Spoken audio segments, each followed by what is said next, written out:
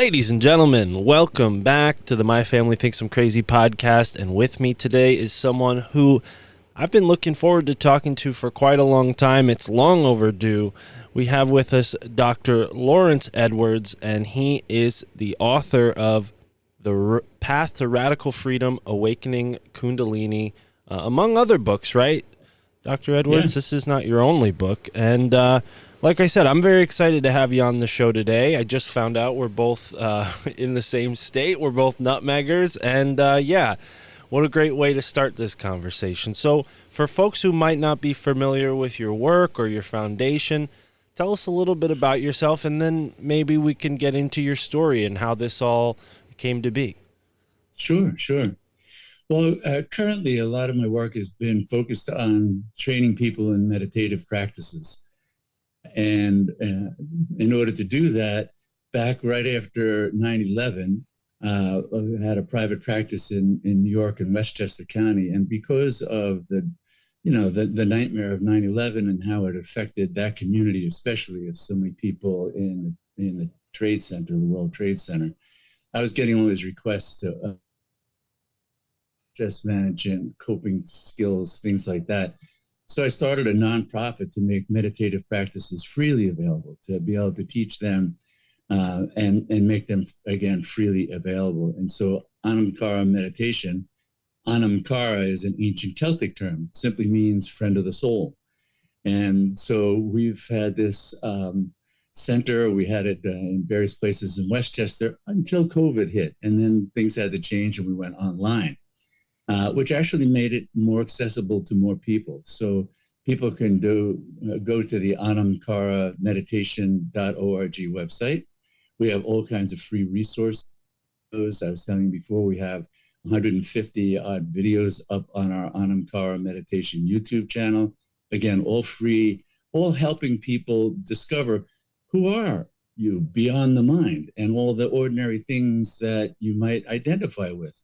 That also carry all the stressors and things that can undermine our well-being. Powerful in supporting people being in their best state, including their best state of health. So that's what I do. I've also, along the way, because I spent years in India training as a monk back in the 70s and early 80s, and was very much engaged in really what in the Eastern traditions, the yogic traditions, is considered the esoteric goal of all yogas, was this awakening of Kundalini. Kundalini is a Sanskrit term for the power of consciousness that's inherent to each and every human being that allows them to know the infinite as their own self. I mean, the word yoga means union. It means union with the infinite, the divine, your highest self. And all the practices are aimed at that. Well, what empowers those practices is this innate power of consciousness. And so for decades, I've been engaged in that personally. I did my doctoral research on it and wrote my dissertation on it. I even had a research paper published in the last year in a peer-reviewed journal from the data from my dissertation back in 1986. And just helping people become aware of this phenomenal capacity that we have that most people aren't aware of. And then when it happens spontaneously, seems to emerge, it kind of can freak people out. Sometimes it's really just beautiful and full of the grace that one is seeking. But, change is disruptive. And radical change, going for radical freedom, is going to radically disrupt our ordinary sense of who we are. So being prepared for that, understanding that, is really important so that we don't become fearful. We can engage in it and see, oh, this is really expanding my consciousness, my capacities, my abilities, and engage in it in that kind of way. And that's most of my work at this point, is teaching that, lecturing on that, writing books on that. So glad to be here and be able to talk further about it. Yeah, I'm already brimming with questions. I'll save my first preliminary questions that I just thought of. I'll write them down so I don't forget. But before we get to that, you said you went to India. Was this a part of maybe a wanting for a spiritual path in life, or did this spiritual path find you? Were you sort of confronted with this, or did you seek it out? It was emerging quite on its own. And if you read my other book on Kundalini, The Soul's Journey, Guidance from the Divine Within, I talk more ethically in that. But I began having what were unusual experiences all the way back from when I was a toddler. And it's funny that my family thinks I'm crazy. Fortunately, my family didn't. They thought, well, that's unusual, but they let it go at that. But I had a very vivid, when I was like 3, 4 years old, experience of this, what I called her for years, the Lady of Light, standing over my bed. And this absolutely radiant woman, sort of just radiating love and blessings. And I'm 3 years old, and I'm going, whoa. I thought it was my mother, so I start yelling, "Mom," and she didn't respond. So I went, "Oh, this isn't Mom." And my mother comes running in. So there's a lot more of that story, but no, these experiences, they led to my interest in spirituality. They led eventually to my interest in studying and being trained in Jungian dream work and analysis. That was part of my professional training. Deepened my training in transpersonal psychology as part of my PhD and clinical work. So it's something that's really informed it. So going to India was because I was having more dramatic experiences, and a person who was a well-known yogi at the time himself said, "Well, you really should meet this extraordinary teacher, guru." And I did, and then wound up going to India to spend more time studying and become really immersed in the practices. Wow, so it was almost like these strange experiences were beckoning you towards this path in life in a way.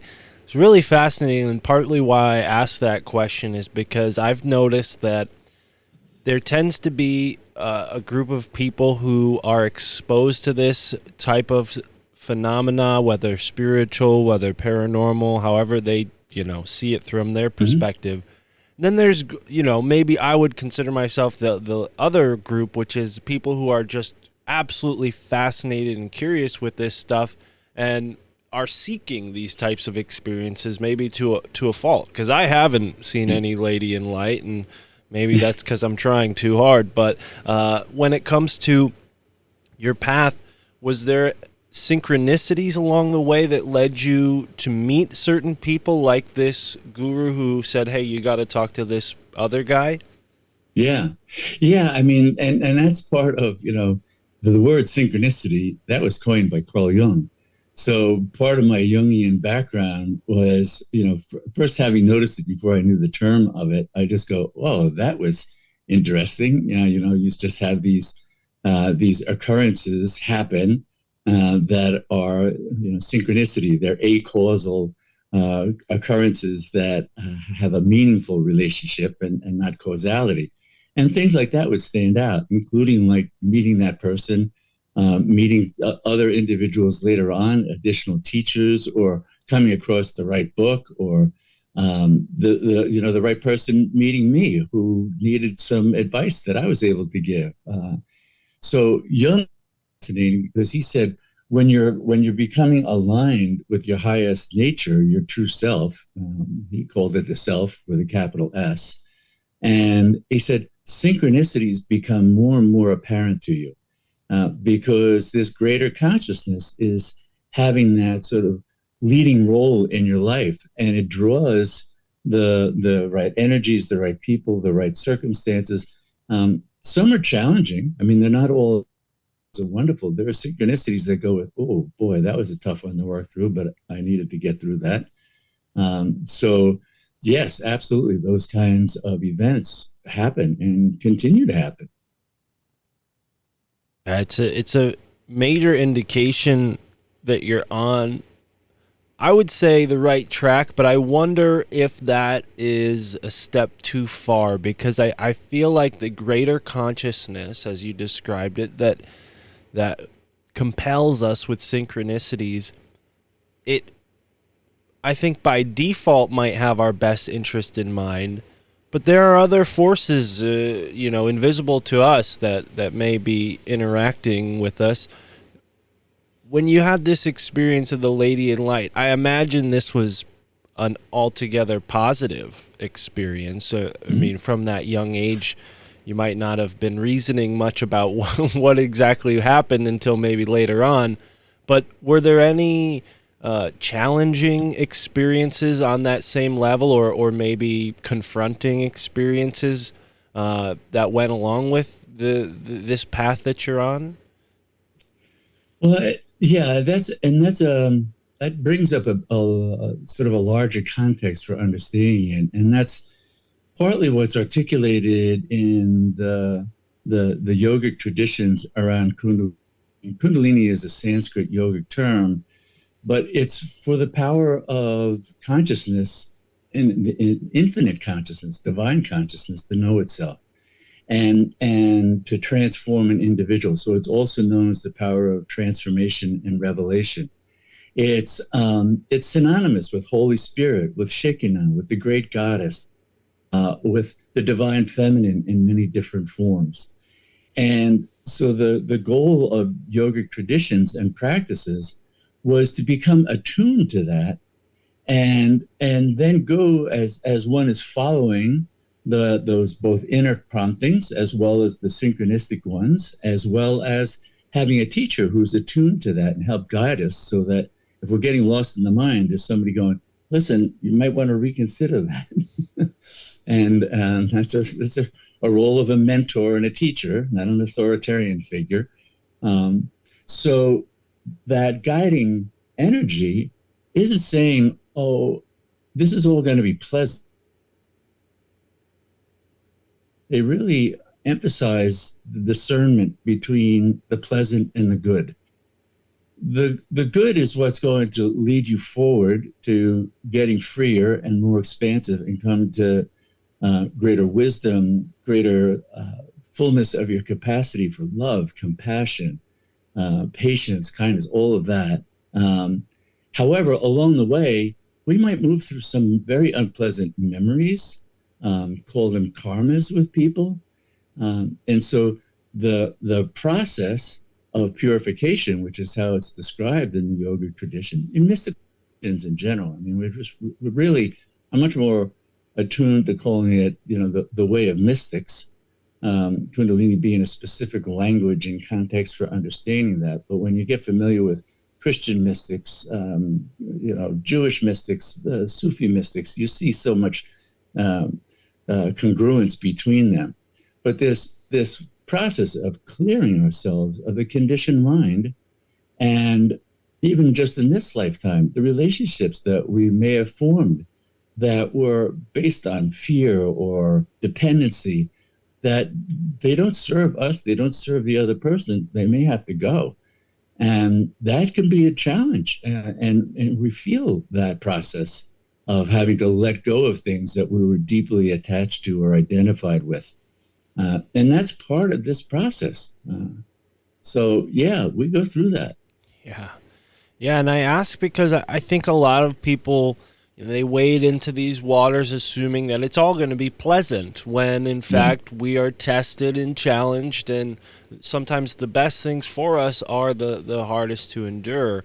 Not that we should go and traumatize ourselves or leave ourselves open for abuse, but I think that when it comes to these spiritual practices, I think, and maybe this is just my perspective, but it feels like the modern social media approach to these things is very low effort. And, the Kundalini process is not something that you can make your way through with low effort. This is something that quite literally shakes people's worlds up. And that's the nature of transformation, right? So when you took this big leap across the world and went out to India, were you merely just looking to become, a guru? Did you have the idea that I'm gonna experience this transformation? Like, what was going on in your mind back then that compelled you to move to India and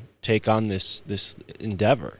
Right, right. Yeah. And we won't get into all the detail I do in the soul's journey, but it was a major task because I was having really exquisite, profound experiences and energy and the meditation that I had learned in literally just one meeting at a big ashram with this teacher, Swami Muktananda, and that's what then inspired me. I was going, whoa! But here I was. I was a professional. I was helping to run an inpatient Jungian psychiatric treatment center. I was engaged to be married.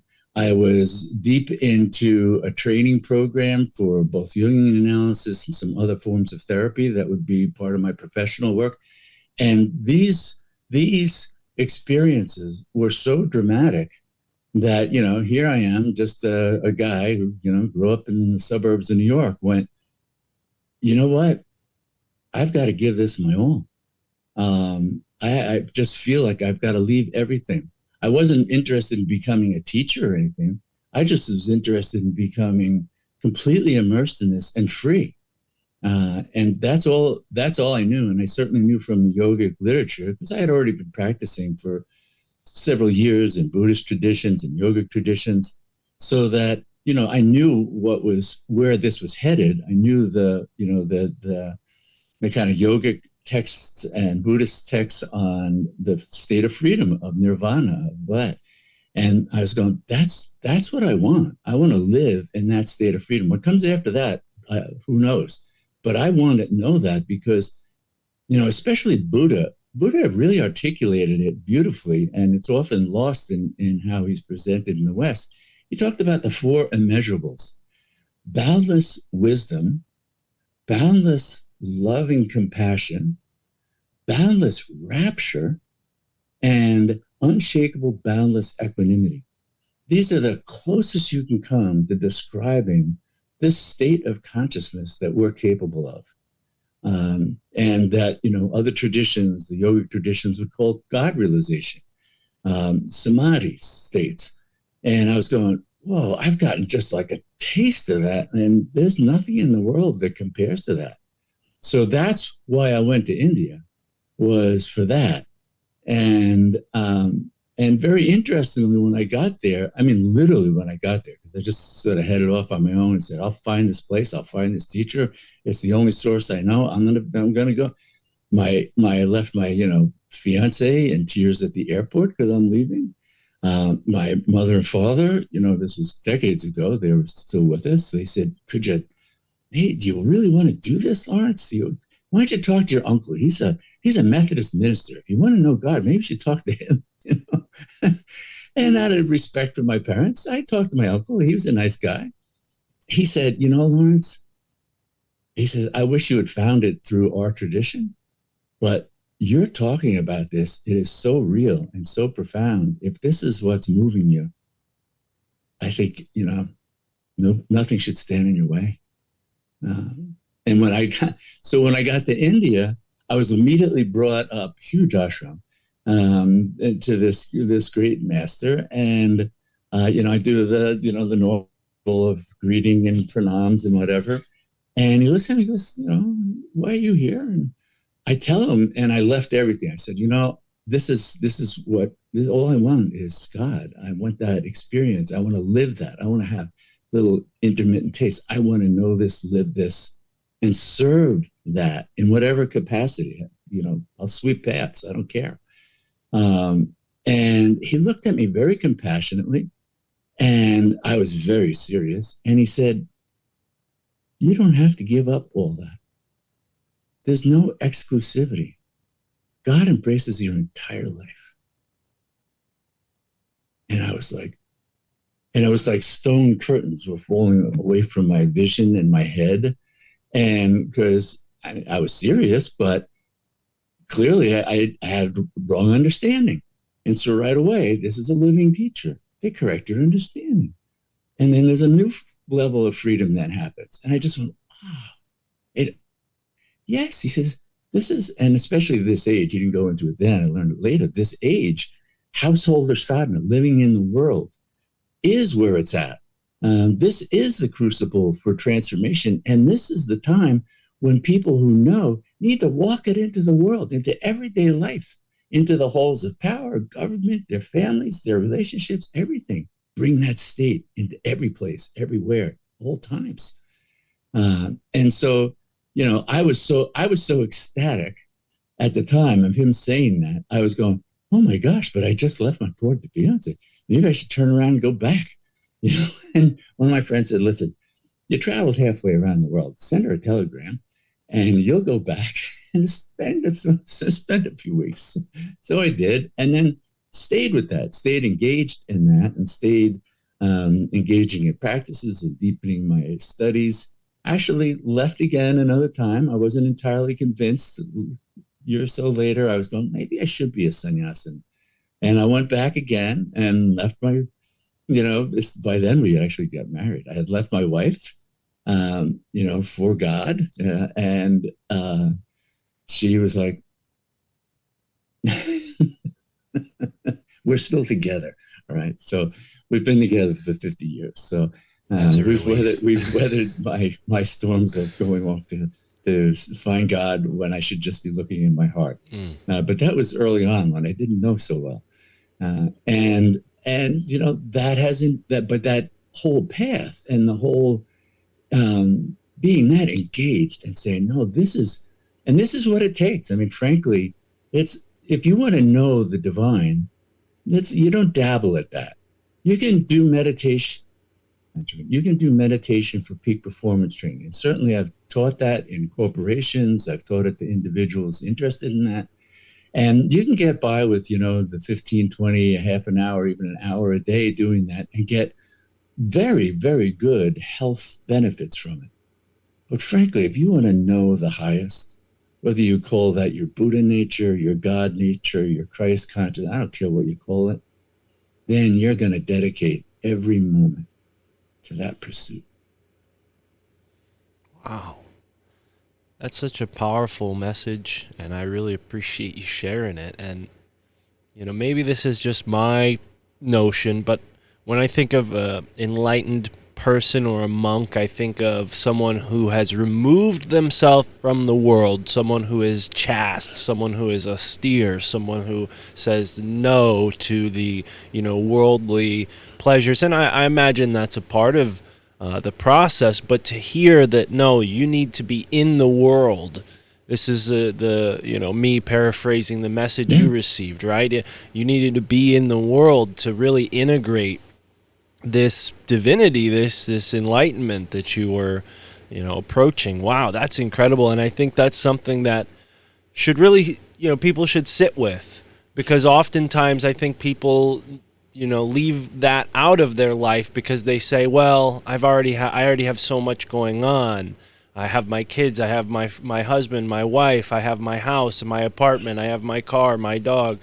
When all of that, you know, can be included in this enlightenment. It must be included, not right. Can be. Wow. Must be. Right. Must be. Wow. Must be. The divine embraces everything because it is everything. It is your wife, your dog, your job, the challenge before you, the pain, the pleasures, all of it. It's a shift. You know, it would be easy if you could leave the world and have that state. There's not a geographic solution to being bound by the mind. Wherever you go, there that mind is. Right. And so free it here, free it now, and walk that boundless love, the boundless compassion, the boundless wisdom, the rapture. Walk that into your life. Put it in your life. Wow. Now, you're in India.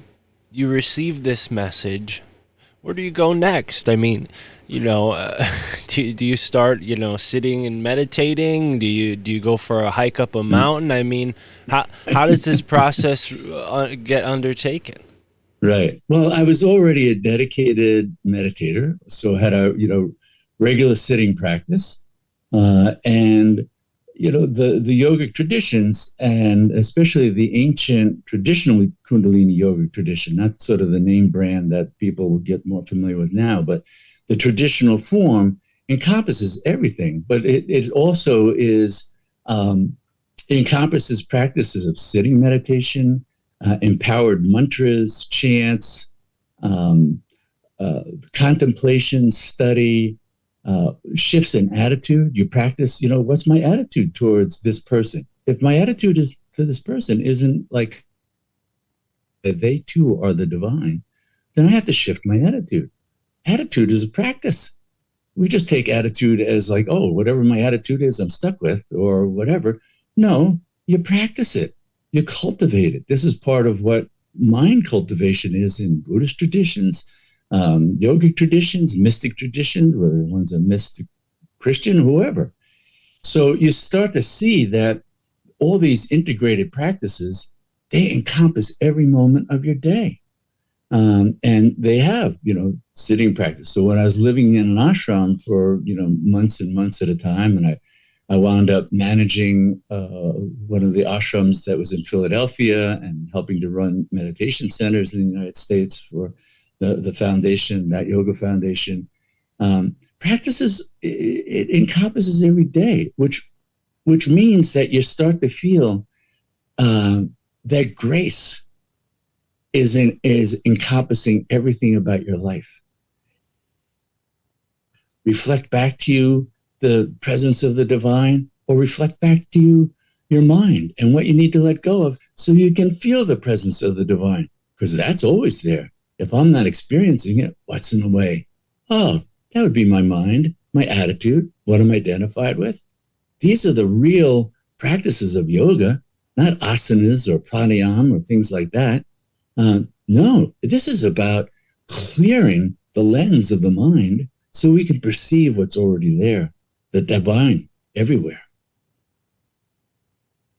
Right, and it's so important to see that in everything. It really redefines how we interact with the world. This Yes. scientific, reductionist, materialist view of the world has really left people, and I'm sure you'd agree with this, in a real weakened state, right? And maybe this is a part of a greater cycle that humanity is going through. I've heard about that, but I wonder, in this time where most people are prone, unfortunately, to a more material view of the world, is it harder for people to develop this, perspective because of the state of the collective consciousness, or is it easier? Like, is there resistance? Well, I don't know, harder or easier. I mean, it's certainly, people, and you especially the psychology of yoga and Buddhism. Buddhism grew out of yoga, so they share the same root. Buddhism is to Hinduism and yoga as Protestantism is to Catholicism.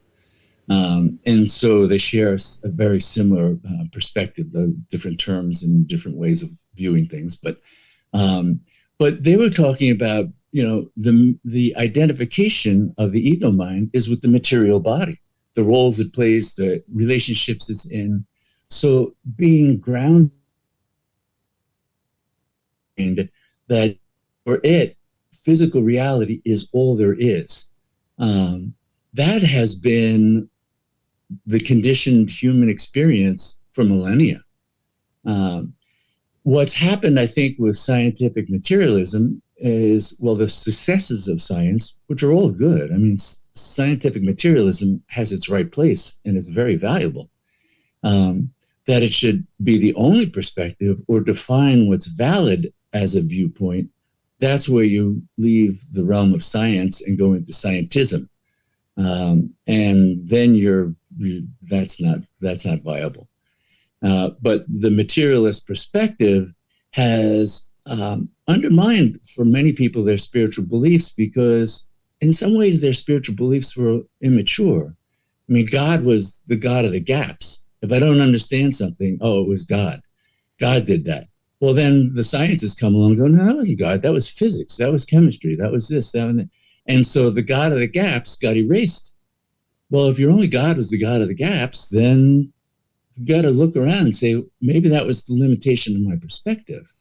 And because Einstein believed in the divine, many great scientists at the cutting edge of physics, the most materialist of the sciences, have a very deep spiritual perspective on things. So I don't think having a real appreciation for the power of science and where it operates is in the way of being able to then tap into what holds even science, what holds the whole material world in its context of consciousness itself.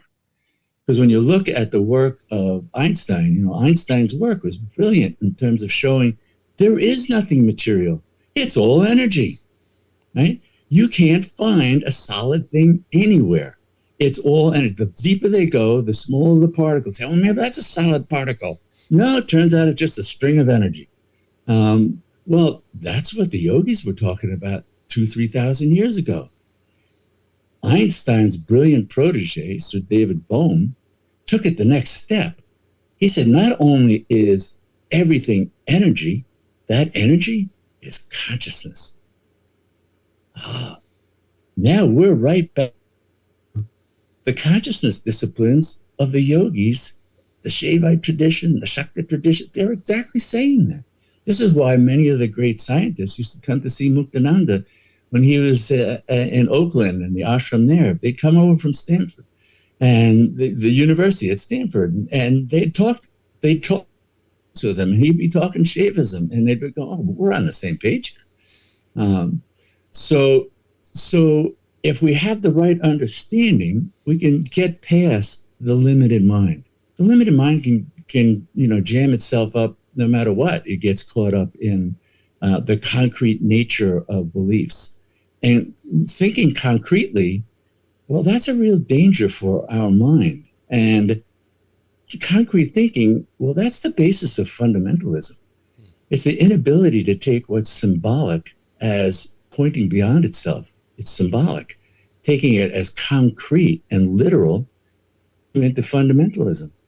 And there are yogis who are fundamentalists about chakras, and there are fundamentalists in every religious sect. But it's that concrete thinking that gets in the way, paradigm itself. Yeah.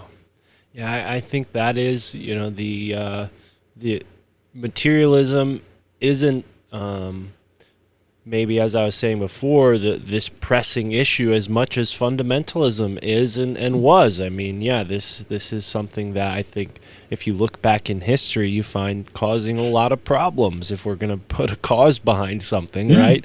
And it's so amazing because most people take this all for granted. They think that we're at the height of human progress when very cursory glance at Hinduism, yoga, and Buddhism shows that these very advanced concepts were all contemplated and thoroughly investigated thousands of years ago. And I really, it's so amazing how this conversation can fold into really seemingly unrelated conversations that I've had on this show, because it as you said, it kind of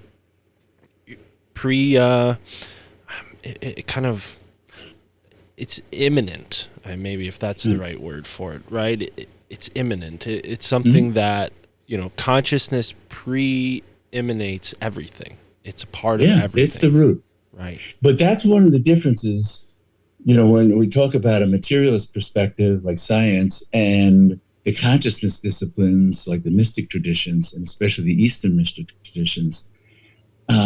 Scientific materialism, one of why it's reductionistic, it wants to reduce everything to a physical phenomenon.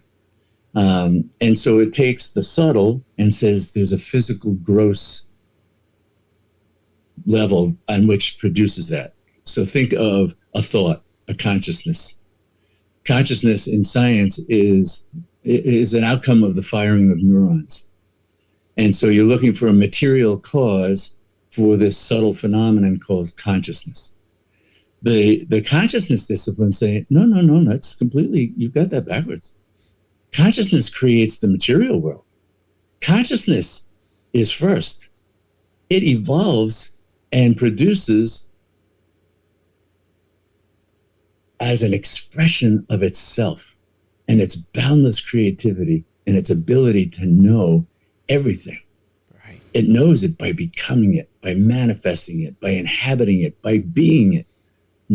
That's what we gain access to in these states of samadhi, is knowing that directly, not a concept, not just a set of words. And so very different approach.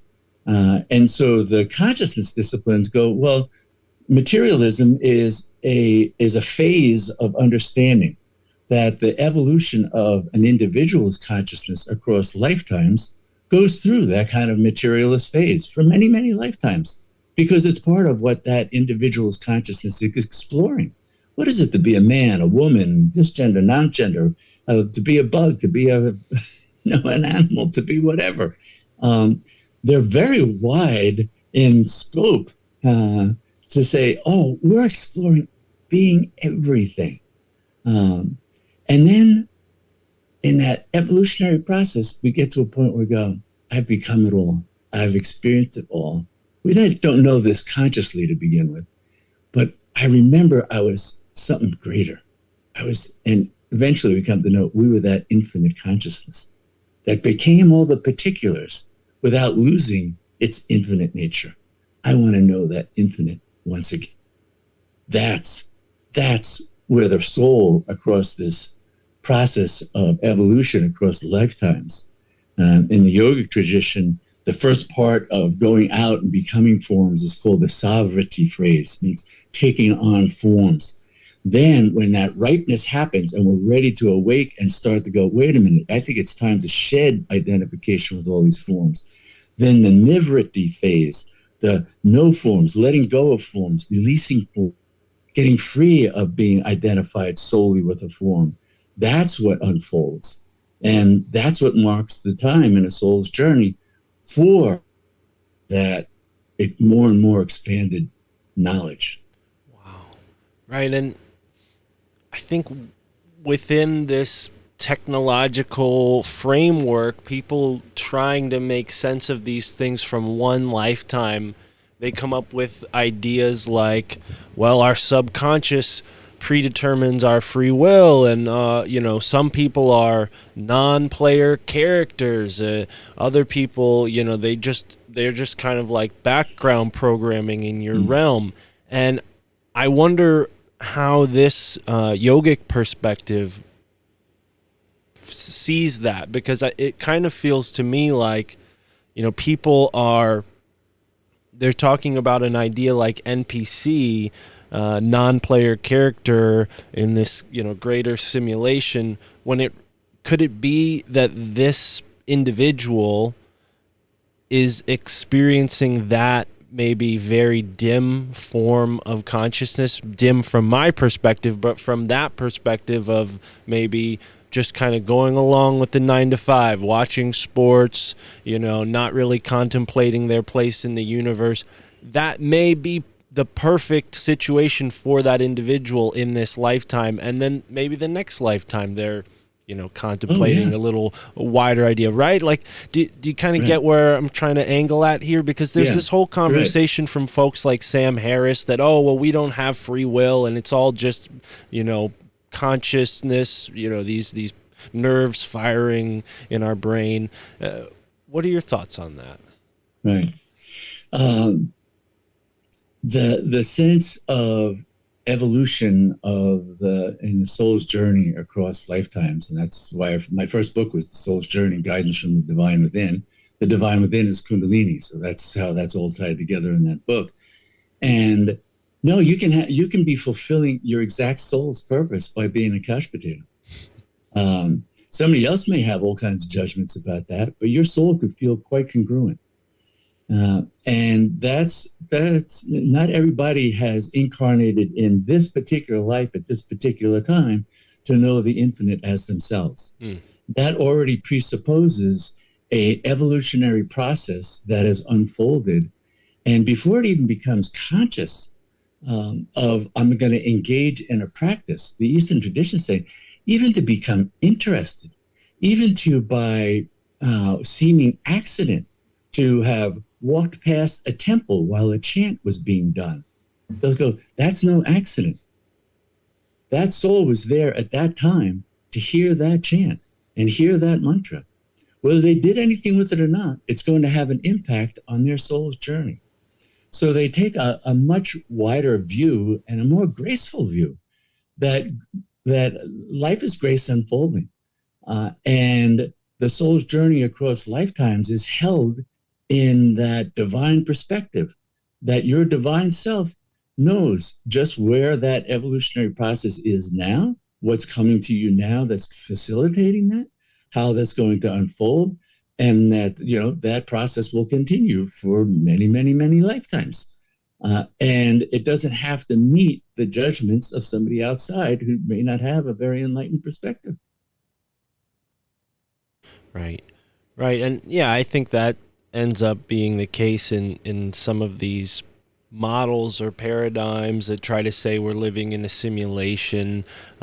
It seems to make sense from maybe your first person perspective, but then you have to take into account everybody else's first person perspective. And I think that's where you maybe have more of an advantage explaining things through this lens of understanding, Right. that we're all on our own personal journey, and reality may sort of conform based on that. What are your thoughts on that? Do you tend to subscribe to that we're kind of in a realm that is predestined, or do you think there's more operative free will really taking the drive there? Yeah, I think that's. I think it sidetracks people when they get into that, because in terms of sadhana practice, sadhana is sort of the sum total of spiritual practices one is doing.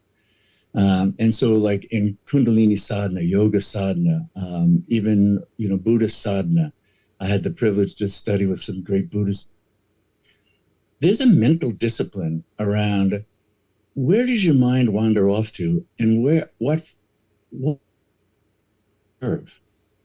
There are all kinds of speculative dead ends that one could literally spend lifetimes in. And what has that got to do with coming to know the infinite here and now? What has it got to do with knowing your Buddha nature here and now?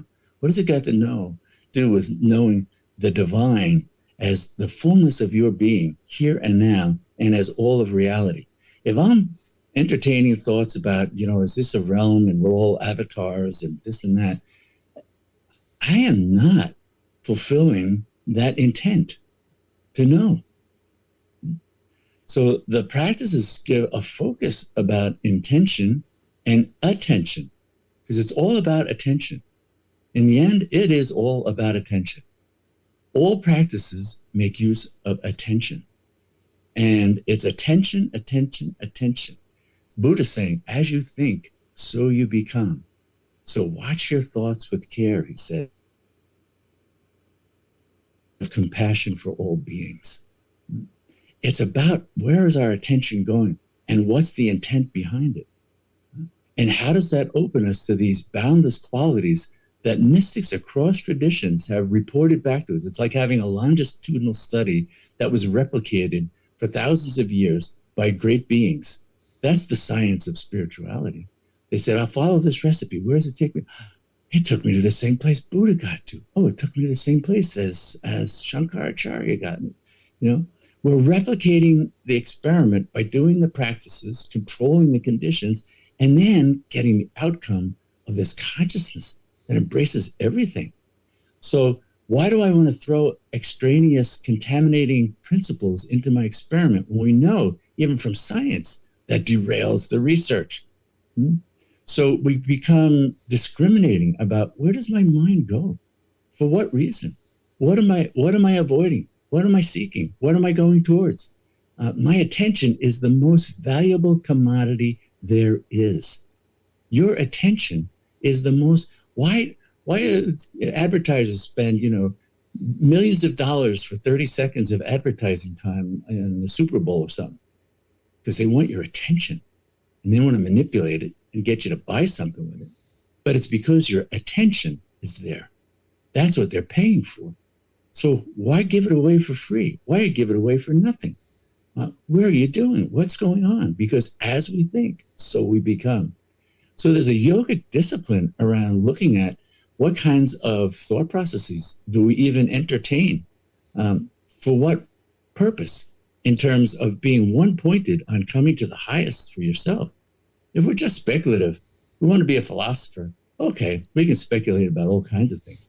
But if you're going to be a sadhu, if you're going to be somebody dedicated to the path, you then really engage in a level of mental discipline that keeps you very focused. Right. Right. And you write about cultivating discrimination and how important this is. And yeah, I'm glad we got to this point, because in the world of advertisers, television, phones in our pockets, and all these social media apps, there's thousands of distractions in the click of a button waiting there for you to take all your time away. And really, I think when it comes to yoga, because I can't speak for Buddhism or Hinduism. I don't know enough about those total religions, because there might be missionary Buddhists and missionary Hindus, but with Christian missionaries, there's like this impulse to get everybody into one belief group. Everybody needs to believe this because this big thing's going to happen and we all need to believe this, right? Hinduism, yoga doesn't seem to have that push. It doesn't seem to have this anxiety about what others believe. Can we talk about that and maybe why that is? Because it definitely, it makes me like yoga more than maybe a religion that would tell me, oh, no, you need to believe this. Right. No, it's true. I mean, there's a recognition in the Hindu tradition, Hindu yogic tradition, that God wears so many different faces. It was what was so puzzling to, you think of the colonial powers invading India, whether it was the Portuguese, the British, whatever, but they tended to all be Christian nations. And what they did to Hindu temples, and you see the ruins there, it's absolutely heartbreaking. And it was because their perspective was so narrow, so limited. And here they encountered this much older culture and perspective on God that said, God can wear all kinds of faces. We can love God. We can love God in the form of a goddess. It's all the divine. It's all this. There's all these different ones. Now, it's not to say that even within the Hindu perspective, there aren't people who get very locked in. I'm a Shaivite, not a Vaishnavite. I'm a Vaishnavite. There's that. But the perspective recognized a maturity that happens to see that, oh, we're really interested. There's God without form. That's the absolute. That's the Godhead. And there's God with form. Oh, that's countless forms. Oh, you love the form that looks like that? I may like this other form better, but not because it's more divine. There's nothing one thing is more divine than the other. Once you see, and this was the revelation to Christian mystics.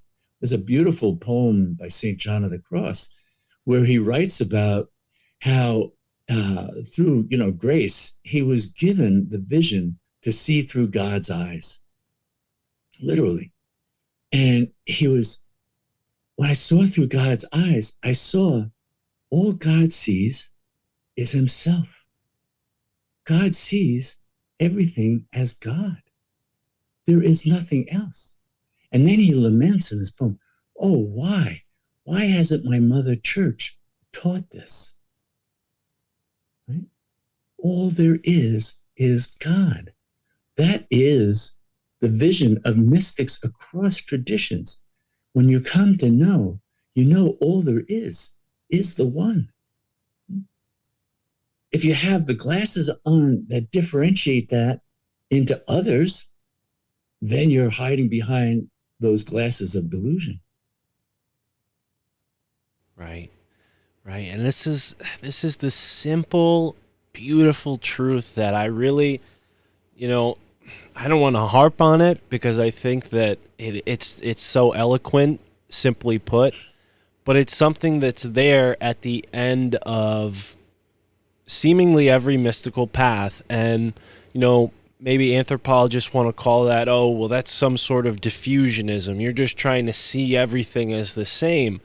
But let's look from this very high up, down perspective. It's all consciousness. So why wouldn't the structure of consciousness lead us in the same spiritual, along the same spiritual trajectory? I mean, it seems to make really rational, reasonable sense that way when you put it that, oh, all these mystics, they might not start off with the same rule book, but they eventually end up at the same result because that's just how this consciousness is structured.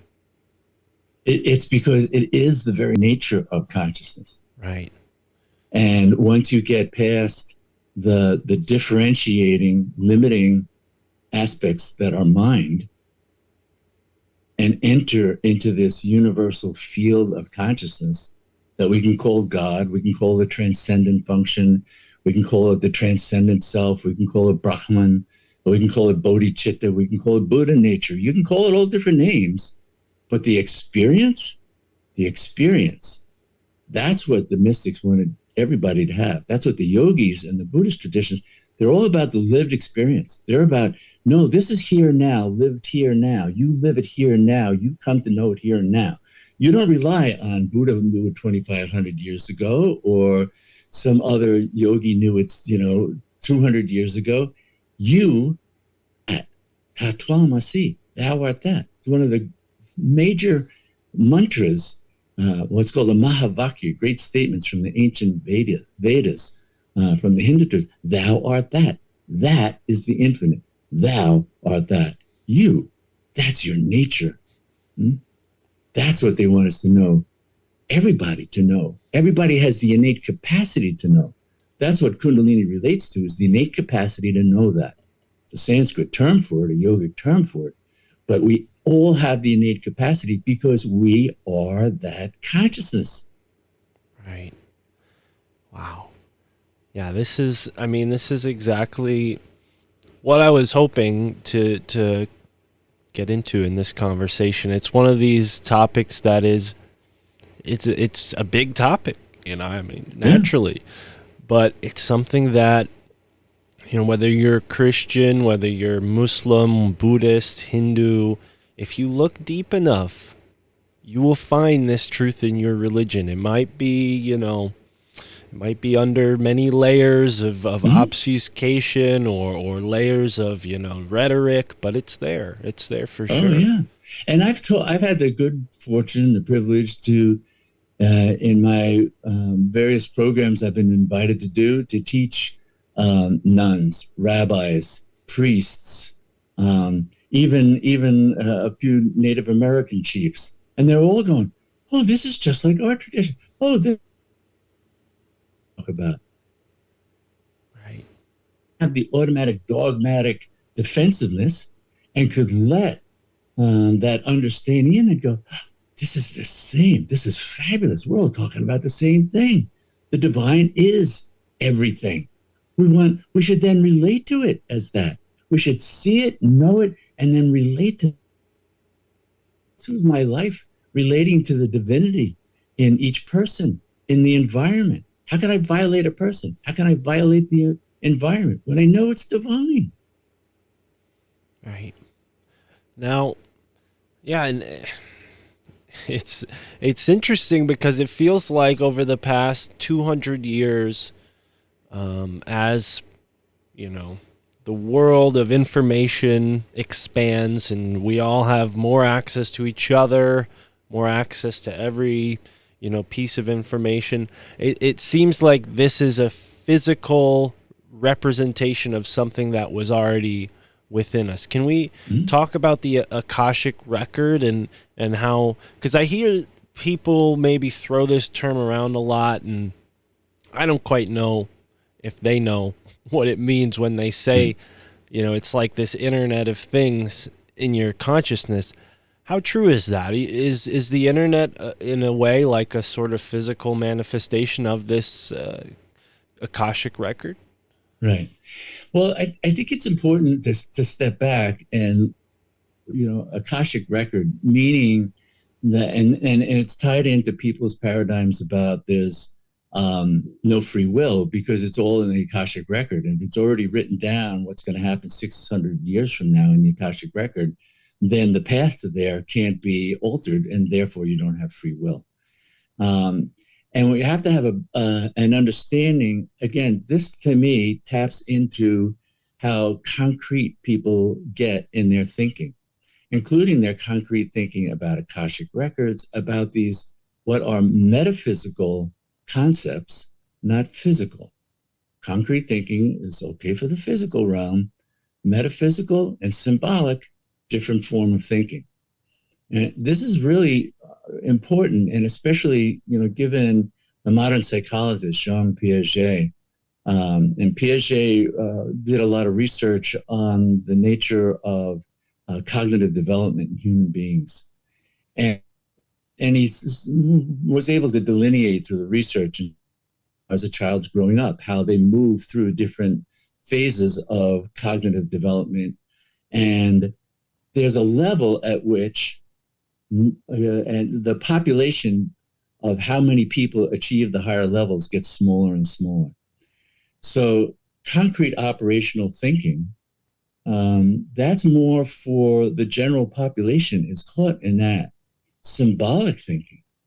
And that higher level of even the highest levels of operational thinking, he said it's a fraction of a percent of the population develop those cognitive capacities.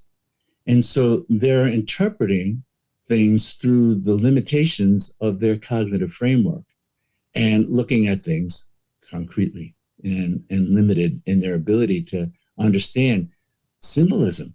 All our great myths, all our great religious traditions, all the words of mystics, because they're trying to write. I mean, I write volumes of poetry. They're all symbolic. Jung talked about symbolism endlessly because these higher domains of consciousness, words cannot encapsulate. Words are specific to a certain domain of consciousness. We rely on symbols because they point beyond themselves. They point beyond this domain. It's the old Zen saying, the Zen saying that says, don't confuse the finger with the moon. What is that? Words point at the moon, but it's not the moon. Concepts about enlightenment, Satori, Akashic records, all these things, these are words desperately trying to point beyond themselves. But if we don't understand that, we take the words for the reality when they're symbolic, trying to point them beyond themselves.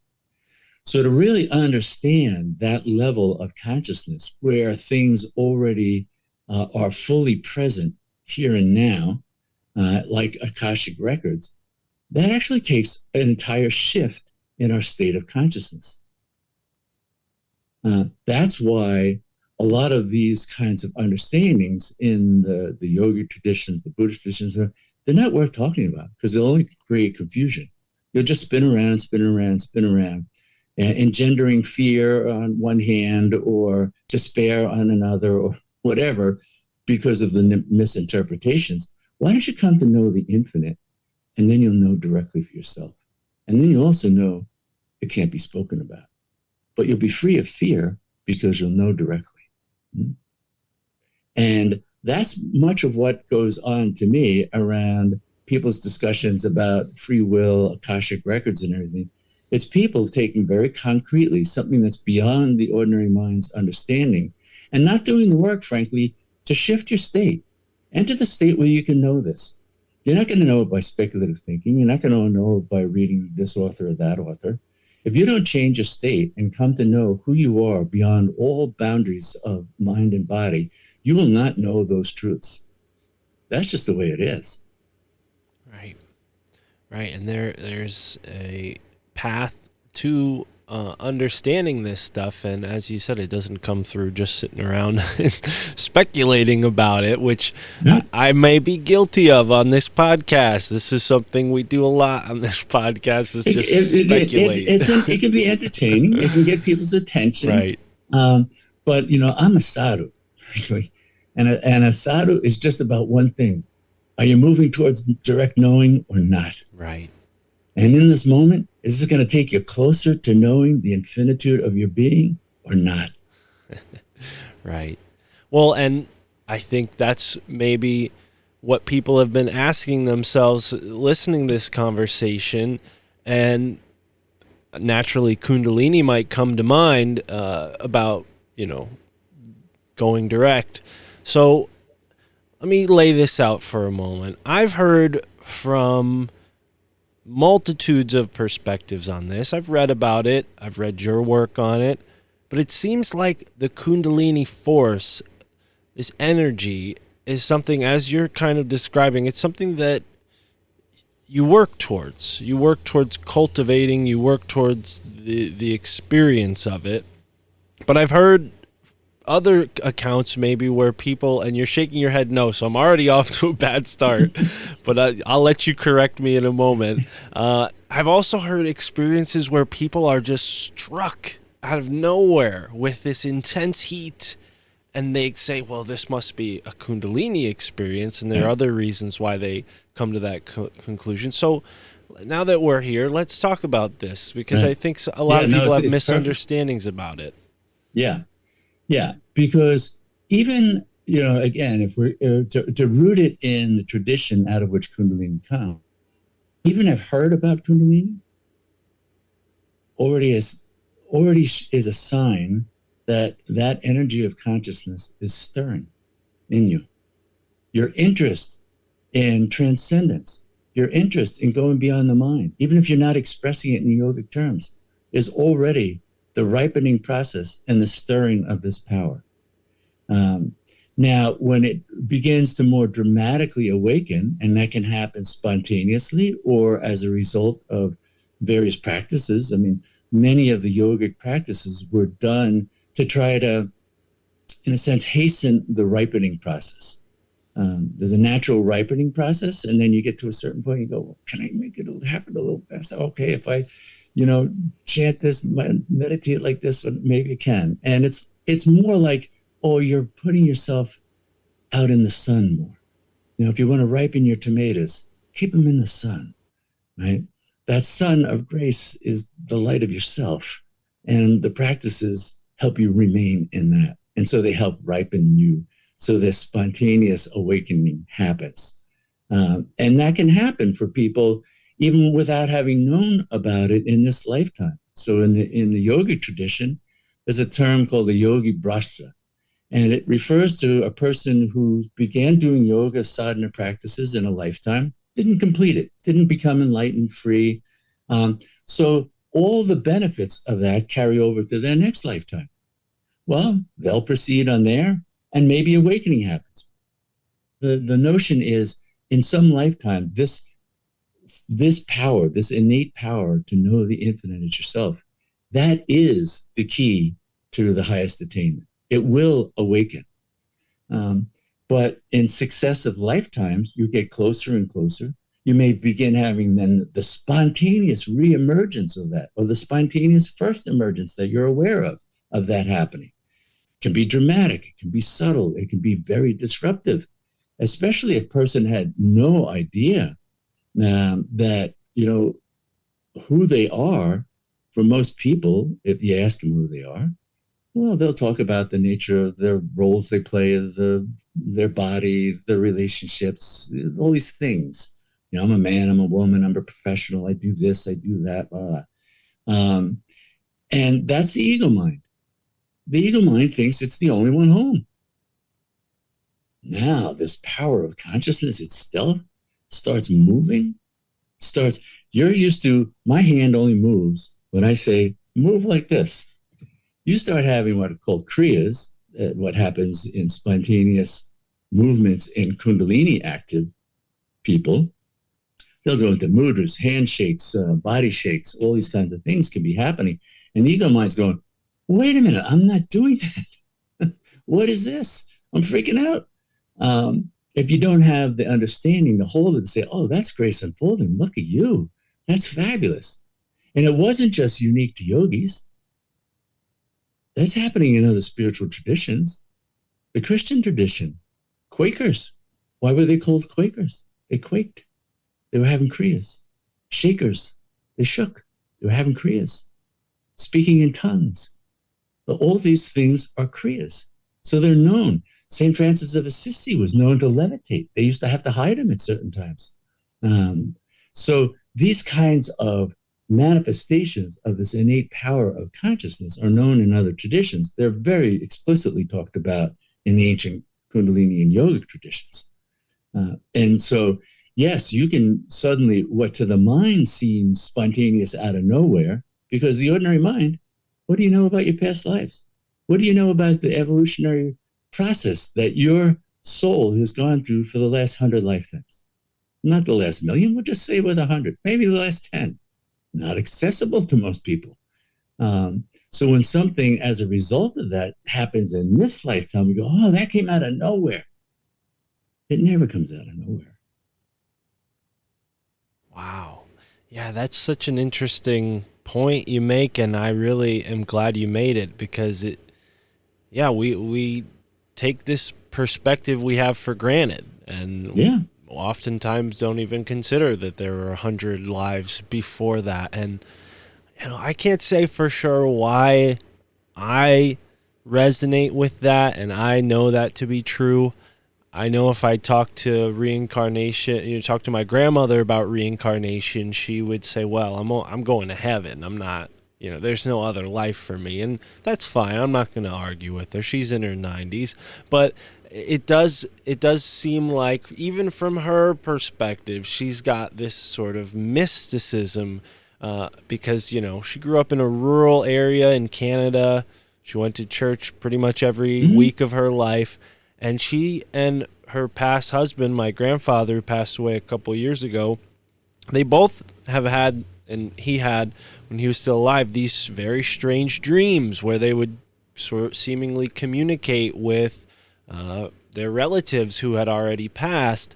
And I don't quite know how they reconcile that within their Catholic kind of worldview, but from this perspective that we're in right now, how would you explain something like that, where maybe our soul is communicating with the forms of our friends? Are those them, their soul presenting that form, or is it like an energy, an allness of them that stays with us even after they've departed?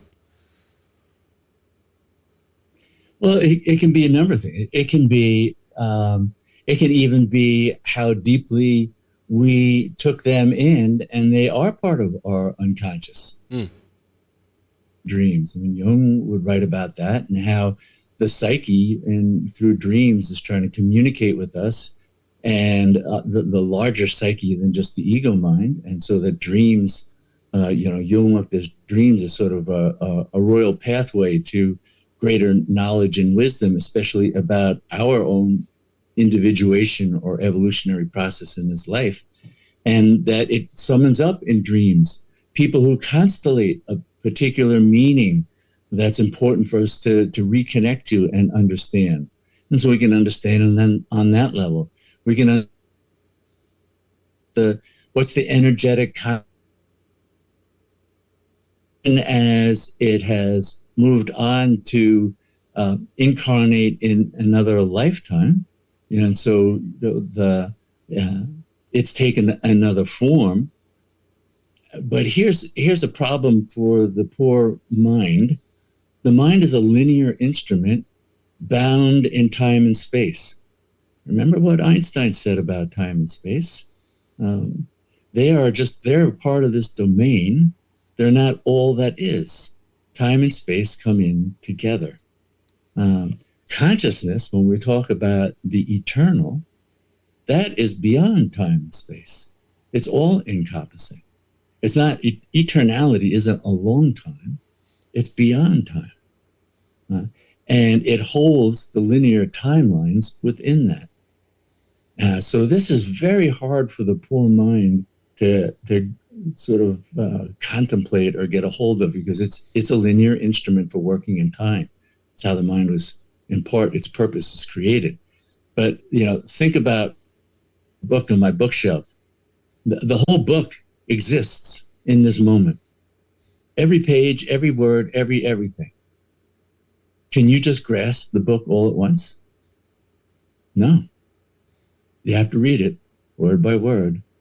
Your mind is a linear processing unit. It can't grok. You go, and you got the whole book. It can't download Matrix. No, even that was linear. No, there's a whole other domain that is completely non-linear, all encompassing, all now.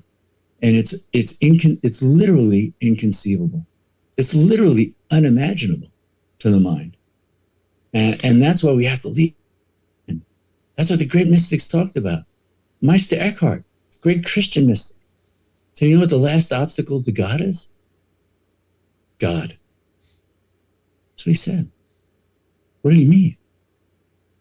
Your concept of God. Even as you say God, you have a concept, a belief structure, whatever it might be, however vague it might be. That's not the reality of the infinite divine. Wow. Yeah, and I mean, it brings to mind all of these like kind of fictions that I've read where they replace the concept God with something even vaguer, and it's like, well, that's still not doing it, because you're still making a concept out of it. Yeah. Wow. Yeah.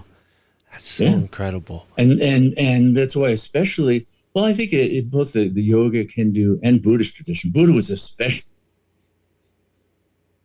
and the Hindu yogic tradition was so into its concepts of God and caste and everything.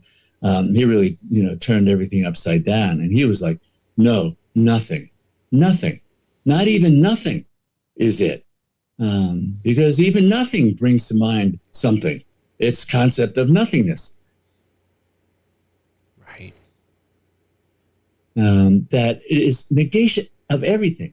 He negates everything. There's no time, no place, no path, no sin, nothing, no eyes, no ears, no nose, no mouth, nothing. And in that spaciousness of nothing, everything arises. What? Well, that's what's in the Upanishads as well. That predated Buddha. He would have studied the Upanishads. Now, where did the Upanishads come from? The Upanishads?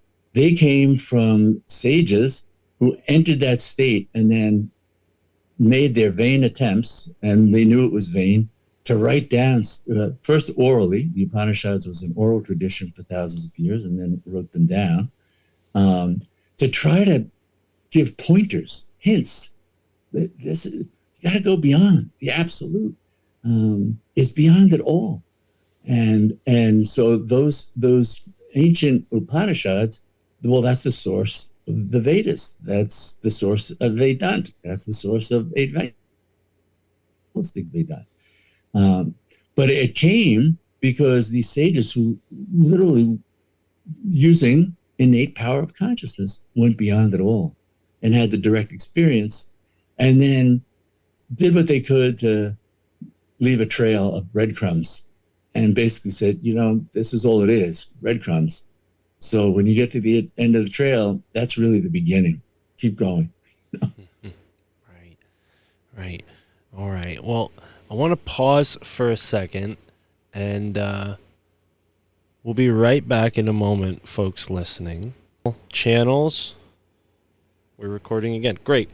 So as we sort of close this one out, I still have plenty of time. Hopefully you do as well. I have a few more questions. But you mentioned in your book, Awakening Kundalini, 3 jewels. Now, I feel like we've maybe touched on similar concepts, but let's get into the 3 jewels, because it's related, I think, to what we've been Right, talking about. right. Yeah, Three Jewels was a beautiful way of conceptualizing um, what supports us on the path on coming. It's hard to do it on your own.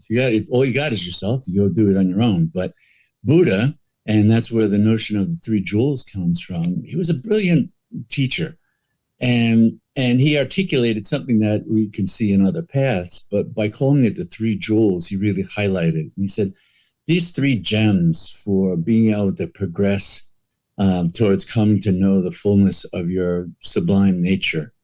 Uh, One is a set of practices that you can really do. That's one of the jewels. That's something that you can actually engage in. Another that's the teachings and the practices. It gives you a context, a framework, a way of moving forward. What do I do now? If I want to meditate, what is that? Do I sit a certain way? Do I stand? What do I do? Um, those are all practices and teachings that we rely on. So that was one of the jewels. Another jewel that he talked about was a group of like-minded practitioners. He called it a sangha. A sangha is a group of individuals doing the same kinds of practices so that they help us. And they say, oh, yeah, when I was doing that, I encountered that too. I got through it like this. You might find a different way through, but you'll get through it. This is part of the process. Um, Part of the sangha for your listeners might be this show. This might be part of their sangha, how they get a hold of truths and perspectives that help get them to remain oriented in the right direction and feel supported on their path. So a sangha is one of the jewels, and then the third jewel was a teacher, and especially a truly knowledgeable, wise, enlightened being is the third jewel. And those three are then what we rely on so that we're not just, bushwhacking through the forest of life, hoping we get somewhere.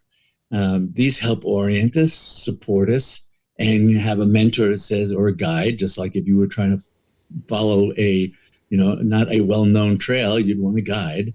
Well, that's the teacher.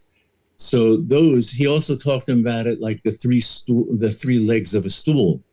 A stool you can stand on if it has three legs. If it only has two or one, you don't do so good standing on that stool. You need three for it to be really steady.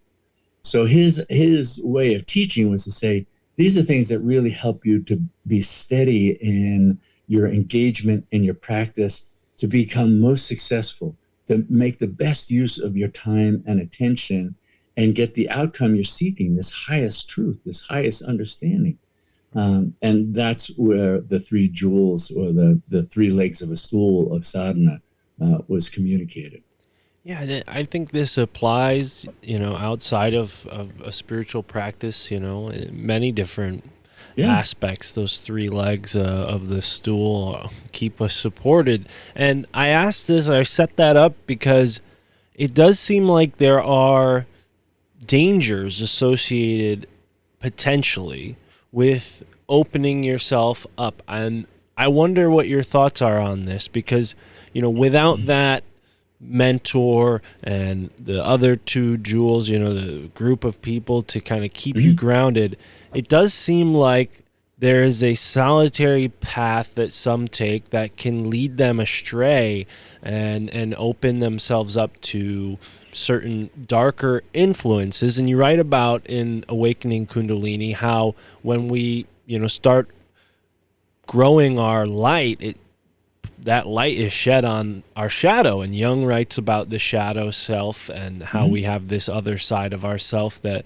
we can't eliminate nor ignore. We have to integrate it, right? So maybe let's talk about some of the potential dangers, because maybe this is sensational. I don't know how grounded it is, but I have heard from people that the Kundalini energy can be destructive if you're not ready for it, if you don't have the necessary foundation to integrate this transformation.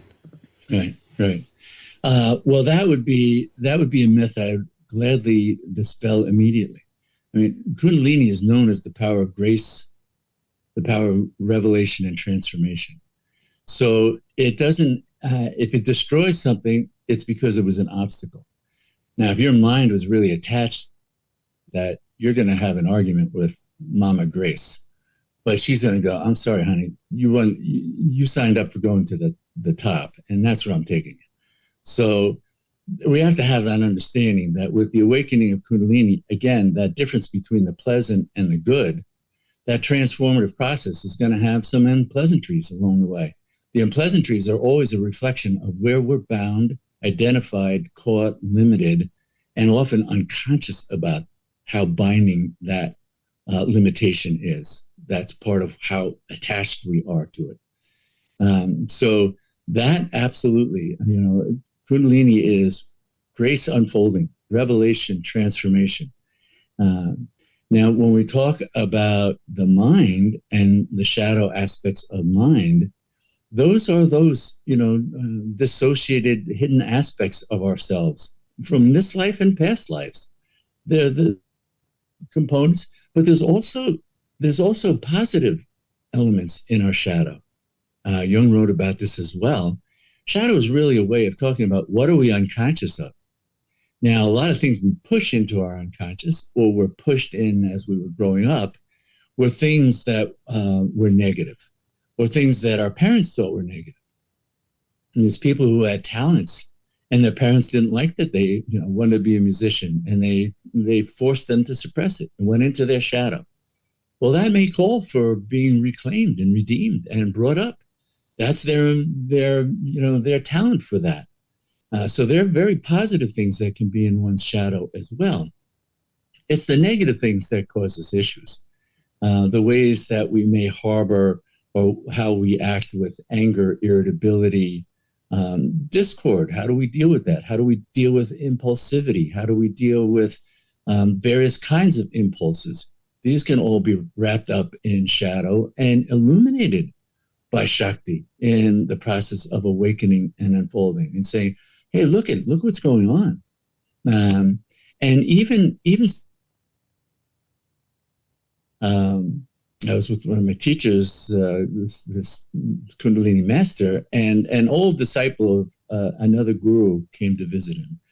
And the guy wasn't old, but he was a long-term disciple, but that other guru had died. And this guy was at Swami, and he came up to meet Muktananda, and he hadn't seen Muktananda in many years. And he comes and he pranams and he looks at Muktananda, and Muktananda, recognized him, remembered him, and said, "Oh, you really got fat." The guy went. And, Baba laughed and swatted him with his peacock feathers and gave him blessings. And the next night, that Swami gave an experience talk in a program. He said, this is the difference between having a living guru and having a picture of a guru on your altar. Picture of the guru that smiles at you every day, no matter what you're doing. I didn't pay any attention to how I had lost discipline.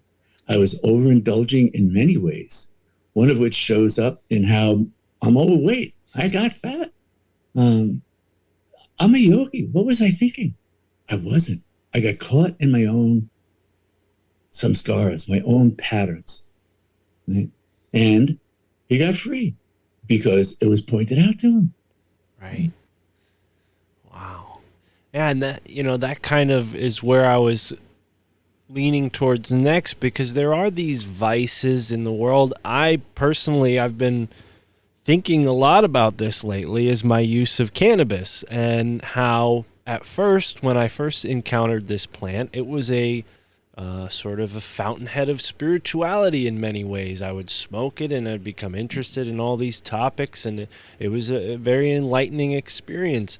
But now I wonder, well, has this become a crutch? Am I unable to read this stuff without being high? And I wonder, maybe I need a guru to say, hey man, you're smoking too much, and I wonder what your thoughts are on that, because cannabis, it's a part of the Indian culture. It's from the Western perspective, and this could be erroneous, I don't know, but from my perspective, it seems like, oh yeah, it's this spiritual thing that Hindus and yogis, they smoke and they get on with this type of stuff. And maybe there's maybe a vice, or not a vice, but maybe there's a misuse of that, which can be, in one way, very enlightening. You can also maybe have too much of it. Is that the case? Well, my experience, and certainly of the yogis that I studied with and was with for the years I was in India, they looked at it as, oh yeah, drugs. I mean, even what some Westerners were coming over, like Ram Dass did with LSD in the early 70s and late 60s. And they're going, well, yeah, that can open a door. It just doesn't keep the door open. And so the problem is, yogis go, gee, if that was an initiation, like, oh, there's a bigger realm of consciousness, great. Now, what are you going to do to actually know that without the material support of a drug? And so the yogic disciplines, practices, meditations were really aimed at, no, you have the capacity to have this be a permanent state, and not just when you've smoked. That's nice. That can give insights, but after a time, it can also prevent you from doing the work to make it permanent and be free of anything. Because to be bound by any substance is a loss of freedom. And they said consciousness and the expanded consciousness of your true, sublime, infinite nature isn't contingent on any substance. That's just helping the mind get out of the way. And you're so identified with your mind that it gets in the way. So the drugs soften that, but they don't lead to the full attainment. Well, yeah, that's you just called me fat, Lawrence, in a way. And I think this is why I ask, and it's why I say what I say on this podcast, right. Because I'm personally going through my own journey of transformation and awakening, and maybe for some people they're like, well, I don't need to hear about that, but this is my journey, my podcast, and I hope the audience, if they're in the same position as me, can maybe learn from my asking about this kind of thing. So yeah, I mean, it's a shame with shamanic traditions. I mean, a lot of shamanic traditions for millennia have made use of psychoactive substances. And again, it can give access to certain states, but Mircea Eliade, a French author who wrote about the origins of yoga and how, we're going back 15, 20,000 years, how the yoga tradition grew out of shamanic traditions. And the shamanic tradition stayed aligned with being able to access power, to be able to, primarily for good, but there were dark shamans, but the yogis went, well, wait a minute, what's the source of all this power? What's the source of everything? We're interested in that. And they went into the consciousness disciplines and saying, oh, there's a way to get to a state that has access to it all with such a of anything. You're even free of having to have a body. You're even free. You don't have to take a substance. You don't even have to take birth. Whoa, that's different. So that's where the yogis went with it. They went, no, we want the unbounded, unconditioned, swatantriya, unimpeded Shakti, power of consciousness. Right. That's what they went for. Wow. Now, correct me, because I said before I've seen yogis taking cannabis. Is that not something they do? Is that maybe a different group of... there are some yogis who do that. But then, and they have their rationalization for it. But Right. the yogis who may have tried it and said, "Oh, that was a nice introductory. How do I stay there? Right. Okay. I just don't keep smoking. That's Yeah. not the point, Right. Right. you Well, know. and I What am I guess, supposed to? Yeah, so like that. yeah, I was going to ask to what end, and I guess that is the ultimate, you realize, well, this isn't enough. Let's move on to something more sustainable. And yeah, wow, that's really profound. And Right. unfortunately, where we live, it doesn't seem like people are taking cannabis for that reason. It seems to now be categorized with alcohol as just another way to, get through the day and be, Hmm? not be sober, right? So well, I'm sure people will, maybe for worse or for better, I'm sure it's better than alcohol, but still, uh, oftentimes people from this perspective say no, be sober. So it's nice to hear this, what you're saying of like, well, try it, but don't you don't live by it, because yeah, Right. it's Right. something. No, I would. Well, let me make clear. I'm not saying try it. Right. I'm Well, saying if you have tried it and it opened the door, value the open doored experience and say, now, how do I really get that so I can live it? okay. And not live it because something induced it in me Mm, that creates, even if it's just that psychological dependency, mm, not addiction, just like, wait, in order to get to that state, I have to do X, mm, not just I am that. right. Right. Well, thank you for clarifying. And it's something that I think is becoming increasingly popular as well. The use of psychedelics, which you mentioned, and Hmm? in the case of ayahuasca, we're told that these uh, the people who lived in this area who discovered the mixture of the vine with this certain leaf and creates this Hmm? brew, they were told that spirits said, "Hey, yeah, mix these two things together," or the spirit of the plant itself spoke to them, right? And Hmm? I think this, for people like myself, or maybe other superstitious possibly people, you got to wonder, well, what's going on in that plant's consciousness where it wants to be consumed? How would the yogic perspective shed light on something like that? Like, would you consider these plants having a consciousness of their own, or maybe a conscious aspect that interacts with ours? Hmm. I think primarily yogis wouldn't care about it. They only care about knowing God. Right. So knowing a plant is a big come down. Mm, So when you're focused on that, that's what informs your process. But understanding, and certainly having spent a lot of time in nature myself, and feeling like that was my first house of worship was the great outdoors. That there is a consciousness, there is an affinity that we share with with life, with creation. I think the yogis would say, yeah, because it's all consciousness and we can dial into the consciousness of different things. There are yogis, and I think in the Ayurvedic, the medical sort of branch of the Vedas, would talk much more about those kinds of things and how people trained in that become aware of the consciousness of herbs and plants and elements that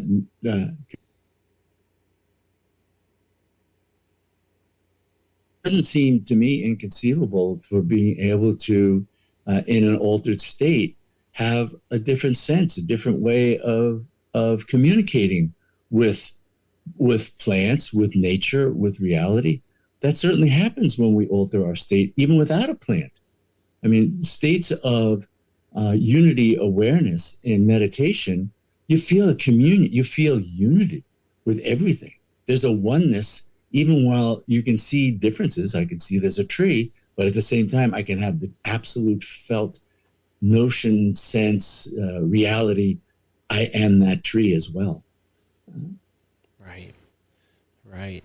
Yeah, and maybe this is, yeah, a question that's better suited for someone who's in the realm of Ayurveda, but it came to mind because it seems like there's this whole world of entities outside of us. Like we as human beings, maybe we don't quite take this into our everyday waking consciousness, but all over the world people report, ghosts or these kind of odd creatures, being sighted. And I was just maybe curious where that fits into this overall understanding of God, and from the Vedic perspective, how do they make sense of all these entities and non-human presence, the non-human presence on the earth, if there is any.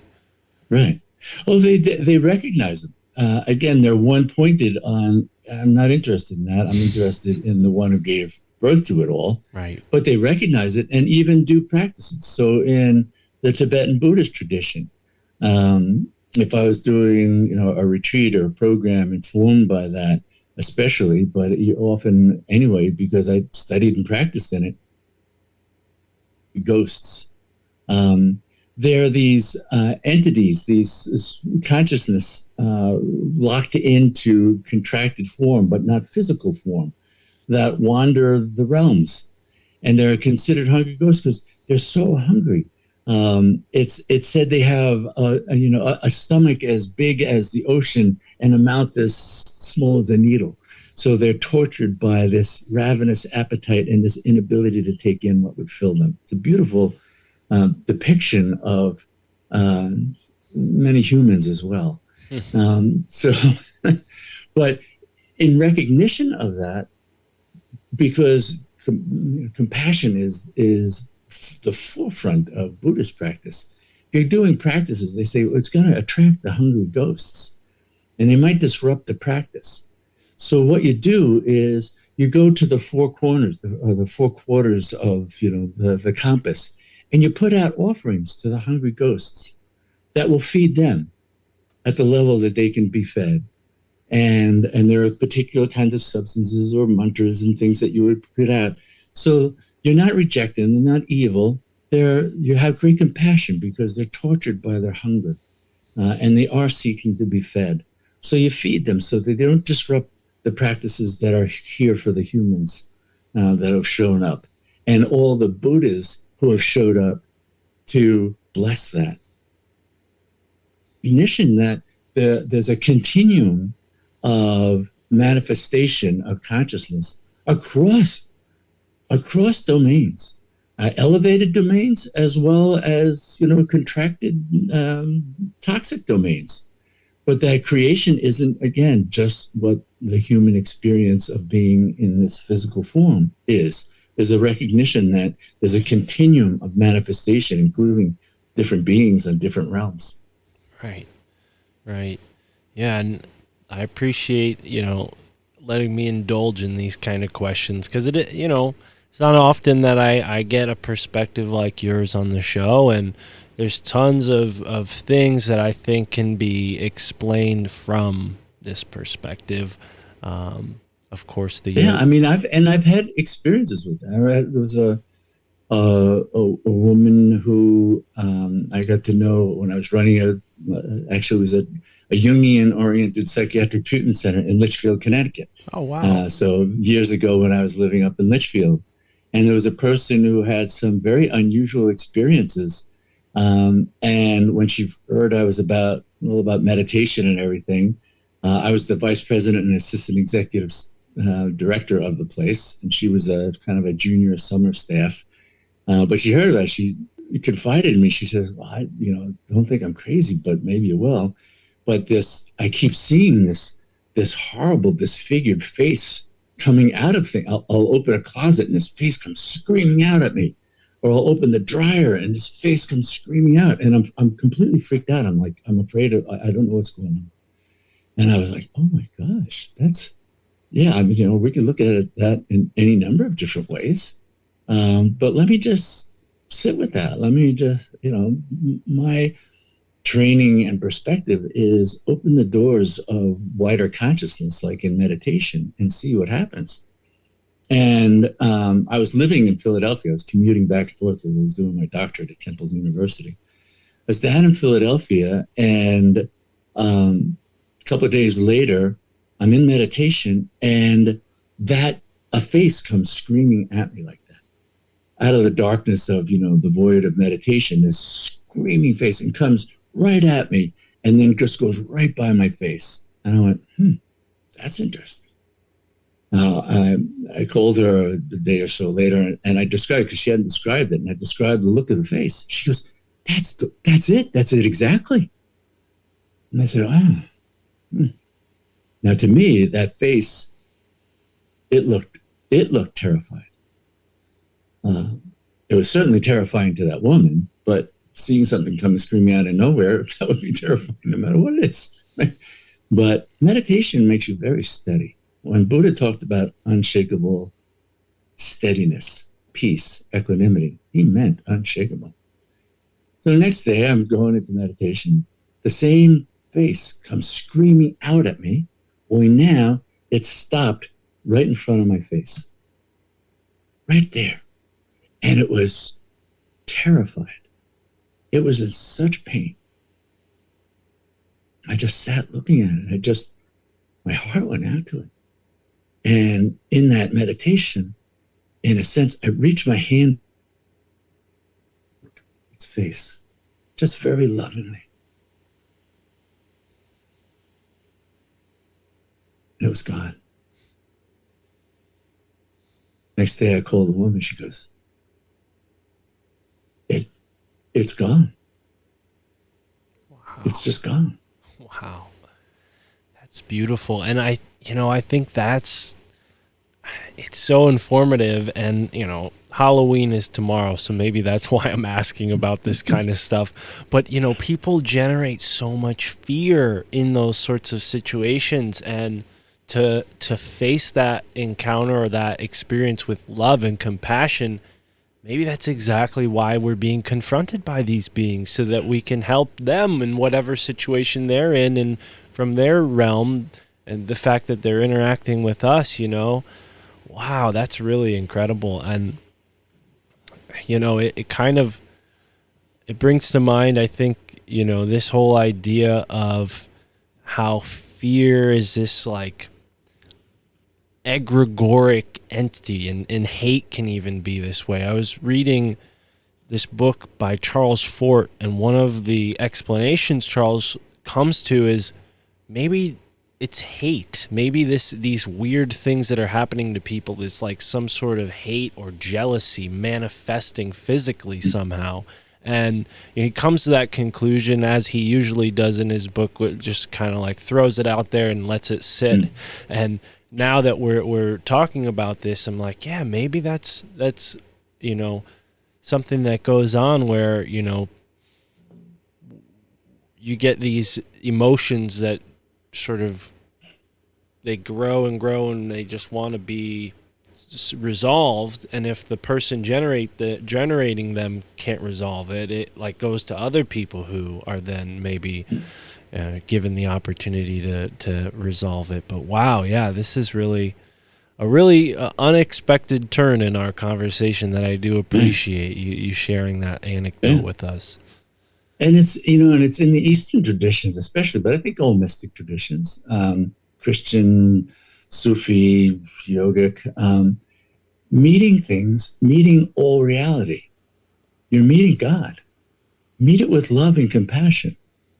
Now, sometimes that love and compassion is expressed firmness, boundaries, but you don't give up the view that what you're encountering is the divine. It's like there was a great master, Swami Vivekananda, who was a disciple of Ramakrishna Paramahamsa. And Vivekananda one time was writing about, Ramakrishna saying it's all God. It's all God. Everything is God. He said, but tiger God, you avoid. Dirty water God, you don't drink. So you still know it's God, but you act appropriately in relationship to it. Right, exactly. Yeah, and yeah, that's something that I would not want to worship, is tiger God. Who knows what kind of experiences follow that? But right. Yeah, it's really, I think it's so simple it sounds too good to be true. And I'm really glad that we were able to spend almost 2 hours now talking about it, because, you know, sometimes that it does feel like with these conversations, like, oh, but how are we going to spend 2 hours talking about something so simple? And I think it takes lifetimes even for people to understand those concepts Oh in a yeah. way that you know they can actually do something with them. And you're certainly a testament of that. So as we wind down and wrap up here, would you mind telling the folks a little bit about how they can get more from you, how they can get in touch, and even take part at Anamkara, right? You have Yeah, yeah, online courses and online yeah. events that people can participate in. Yeah, yeah. We have, there's a lot of resources, free resources on the website, thesoulsjourney.com. And that has numerous podcasts, all freely available, links to other resources, links about my books, Anamkara Meditation. .org. Anamkara is ANAM as in Mary, CARA, meditation.org. And that has links then to all the free videos, all the resources. Because it's really about, for me, it's a life of service and making things as freely accessible as possible. So twice a month, the first and third Thursday evenings, I do a free hour-and-a-half meditation program via Zoom. That the link is on the website. People are welcome to come as frequently and infrequently as they like. So it's about making these things freely available and accessible to people because that's my dharma. I love it. And I'm so blessed. I feel blessed and really grateful to have you here and to have your book. And had no idea that you're so close this whole time. I've had your book for more than a decade. I had no idea you were in the same state as me. You even worked in Litchfield. That's amazing. We ought to get coffee sometime. But Yeah, yeah. anyways, this is really, really great. And all the links that you just described will be in the description. So folks, just go right there and click and follow up with Dr. Edwards. And yeah, this is really great. Yeah. I'd love to have you back on again in the future. And until next time, folks listening, immerse yourself in the moment wherever you are in the now.